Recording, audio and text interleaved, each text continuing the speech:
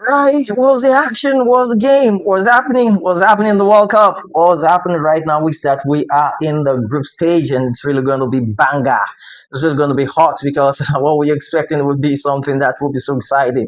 And a lot of people will be amazed about the results that will happen at the end of this round of 32 in the World Cup group stage. So a little walkthrough of the World Cup games and the first that we have here, we are having Germany taking on Paraguay, and Germans, they had been on the top flight in this World Cup competition and they taking on Paraguay. I think that would be an action indeed. And the Paraguay side, they should stand their grounds because the Germans, they are there to win. The German machines, they are there to win. So the Paraguay, they should stand their grounds. And we're also looking at France taking on Sweden, and at France they having 9 points qualifying with 9 points to the group stage. I think that's a better result for them to win, for them to take down the Sweden side. So I think the France, they have a better standing. Just look at the last match. Look at what Dembele did.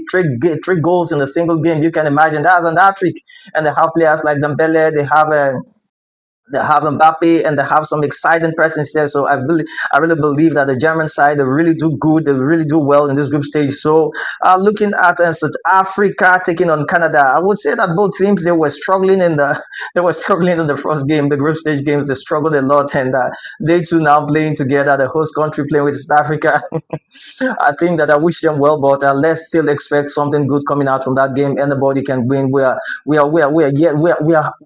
We are hoping to see this game. We are hoping to see those matches unfold before our eyes, and we are hoping to see the results and the scores. And the next, we're looking at Netherlands taking on Morocco. I think that's really going to be an exciting game because Morocco is a good side, and Netherlands had been good. And Morocco, Group F, and Morocco in Group C, they've been doing incredibly well, and taking on Netherlands. I think that's a match to watch.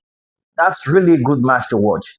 And something about these two teams is that both of them, they finished with they all have 7 points. So I think we're expecting something great in this match, something so exciting in this match. And we're also looking at USA taking on Bosnia, and USA taking on Bosnia. Let's just say that that's really is also really going to be a good game. Bosnia had been doing well, and USA, I've never expected USA to play the kind of games that they are playing today. They qualifying to the group stage. I think that that's a better stand. That's a sign to show that, yeah, they are really doing well. And Brazil taking on Japan.